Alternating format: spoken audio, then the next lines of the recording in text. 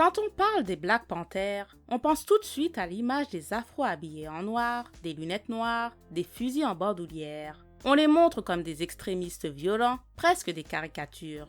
Mais ce qu'on oublie de dire, c'est que le Black Panther Party était bien plus que ça. C'était un mouvement politique structuré, profondément engagé dans la défense, la solidarité, l'éducation et la justice sociale. Alors pourquoi les a-t-on diabolisés ? Pourquoi le FBI les a-t-il ciblés comme une menace nationale ? Et surtout, pourquoi leurs idées résonnent encore aujourd'hui, des décennies plus tard ? Voici ce qu'on t'a jamais dit sur les Black Panthers.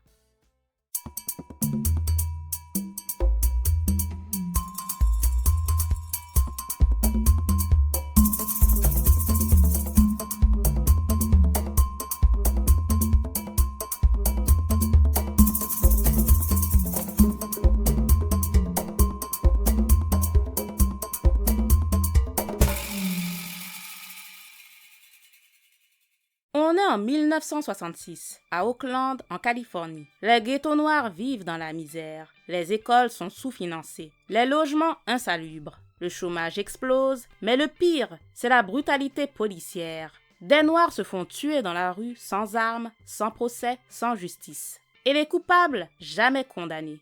C'est dans ce contexte que deux jeunes étudiants, Huey Newton et Bobby Seale, fondent le Black Panther Party. Leur objectif est simple, protéger les communautés noires face à la violence de l'État. Et pour ça, ils utilisent la loi. Ils apprennent les articles du code pénal par cœur. Ils patrouillent armés légalement pour surveiller la police et filmer les arrestations. Des jeunes noirs en uniforme, fusil à l'épaule, regard droit, qui observent les flics. C'est inédit. C'est choquant et ça attire les caméras du monde entier. Mais contrairement à ce que disent les médias de l'époque, ils ne cherchent pas la guerre. Ils veulent reprendre le contrôle de leur dignité. Ils sont jeunes, radicaux, intransigeants, mais surtout organisés. Et très vite, le mouvement s'étend. Des antennes ouvrent à Chicago, New York, Los Angeles ou encore San Francisco. Les panthères deviennent le symbole d'un peuple noir qui refuse de se soumettre. Ce que beaucoup ignorent, c'est que les Black Panthers étaient autant des militants sociaux que des militants politiques. Derrière les photos d'armes et les slogans, il y avait des cuisines, des écoles, des médecins, des bénévoles. Les Panthers mettent en place ce qu'ils appellent des programmes pour survivre, en attendant la révolution. Mais en réalité, ces actions sont bien plus que de la survie. C'est de la reconstruction communautaire. Dans les quartiers délaissés, ils organisent des petits déjeuners gratuits pour les enfants chaque matin. Des centaines de gamins peuvent manger avant d'aller à l'école parce que l'État ne s'en soucie pas. Ils créent des cliniques médicales gratuites dans des garages ou des églises pour soigner ceux que le système de santé exclut. Ils proposent des dépistages, des soins dentaires et de la prévention.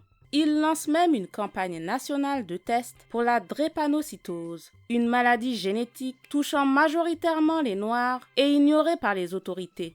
Les Panthers ouvrent aussi des écoles communautaires où on l'enseigne non seulement à lire et à écrire, mais aussi l'histoire noire, la fierté et la conscience politique. Ils distribuent des vêtements, aident les personnes âgées, protègent les femmes victimes de violences. Tout cela sans subvention, sans soutien gouvernemental et sans ONG. Juste avec la force de la solidarité. Et c'est là que le pouvoir commence à vraiment avoir peur. Pas parce que les Black Panthers sont violents, mais parce qu'ils montrent ce qu'un peuple peut construire par lui-même, sans pitié, sans assistanat, avec fierté. Dès la fin des années 60, le FBI place le Black Panther Party en haut de la liste des ennemis intérieurs. Son directeur, J. Edgar Hoover, va jusqu'à déclarer que les Black Panthers représentent la plus grande menace pour la sécurité intérieure des États-Unis. Mais pourquoi une telle panique? Pas à cause des armes, mais parce que les Panthers commencent à gagner les cœurs. Des jeunes noirs se forment politiquement. Des blancs pauvres, des latinos, des asiatiques rejoignent leurs idées. La solidarité communautaire devient contagieuse. Le FBI réagit avec une stratégie qu'on appelle CONTELPRO, contre-espionnage, infiltration, désinformation. Des agents infiltrent le mouvement pour semer la division, la paranoïa et la violence interne. On envoie des fausses lettres, des rumeurs, on crée des conflits entre sections.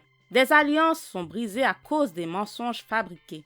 Le FBI intercepte des conversations, place des micros, suit les leaders jour et nuit. Des militants sont arrêtés sur de fausses accusations, emprisonnés pendant des années sans preuve. Certains sont assassinés pendant des descentes policières brutales. En réalité, le but est simple, détruire le mouvement de l'intérieur sans assumer l'élimination officielle. Et ça marche. Le Black Panther Party, qui comptait des milliers de membres dans tout le pays, commence à se fissurer. Mais ce qui va suivre sera encore plus violent et impossible à justifier. Fred Hampton n'avait que 21 ans, mais à cet âge-là, il parlait déjà comme un chef d'État. Jeune leader du Black Panther Party à Chicago, Fred était brillant, charismatique et rassembleur. Il ne prônait pas seulement la lutte des Noirs, il appelait à l'union des opprimés de toutes origines. Il fonde ce qu'il appelle la Rainbow Coalition, Noirs, Latinos, Amérindiens, Blancs pauvres, tous unis contre la pauvreté, le racisme systémique et les abus de pouvoir. Et c'est précisément ce pouvoir de rassemblement qui inquiète le FBI. Fred ne se contentait pas de dénoncer. Il organisait, il élevait, il transformait. Alors ils l'ont surveillé, puis infiltré, et enfin, ils l'ont éliminé. Dans la nuit du 4 décembre 1969, Fred dort dans son lit aux côtés de sa compagne enceinte. Un informateur du FBI a drogué sa boisson la veille. À 4h45 du matin, la police de Chicago fait une descente. Plus de 90 balles sont tirées en quelques secondes. Fred Hampton, drogué, ne se réveille même pas. Il est criblé de balles dans son sommeil, abattu sans avoir tiré une seule fois. Mark Clark, un autre militant, est tué aussi. Les autres sont arrêtés. Le lendemain, la police parle d'un échange de tirs, mais l'enquête révélera plus tard que l'unique coup de feu venait des Panthères. Le reste, c'était un massacre. Pour beaucoup, l'assassinat de Fred Hampton est le symbole ultime de la peur qu'inspirait un peuple noir organisé, solidaire et éclairé. Il avait 21 ans. Les Black Panthers ont été ciblés, pourchassés et criminalisés, mais leurs idées, elles, n'ont jamais été tuées. Aujourd'hui encore, leur héritage est partout, dans les mouvements de justice sociale, dans l'éducation politique et dans les luttes pour les soins de santé gratuits. Quand on voit des collectes de nourriture dans les quartiers défavorisés, quand des jeunes s'informent sur leurs droits face à la police, quand des groupes s'organisent pour soigner, nourrir, éduquer leur communauté sans attendre l'État, c'est l'esprit des Panthères qui continue de vivre. Leur influence est visible jusque dans la musique des artistes comme Public Enemy, Kendrick Lamar ou encore Tupac. Autant d'artistes qui rendent hommage à cette conscience noire, fière et militante. On la retrouve aussi dans des mouvements comme Black Lives Matter qui reprennent les principes d'autodéfense collective, de dénonciation du racisme institutionnel et de solidarité entre opprimés.